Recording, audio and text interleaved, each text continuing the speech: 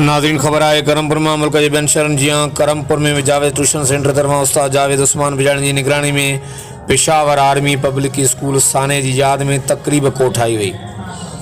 तकरीब जो आगाज़ तिलावत कलाम पाक से कयो वियो।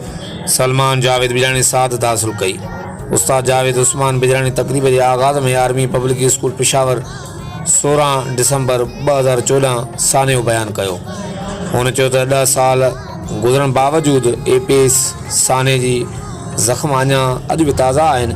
साने में केतिरनि मायरनि जूं झोलियूं ख़ाली कयूं वयूं। भेणनि खां ॿाहिरि खसाए विया इदारे जे उस्तादनि खे मासूम शागिर्दनि अॻियां ज़िंदा जलाए वियो। गुलनि जे शहर पेशावर में रत जी रांदि खेॾी वई जंहिंजी तारीख़ नथी मिले। या अल्लाह पाक अहिड़ो दिसंबर कॾहिं न अचे।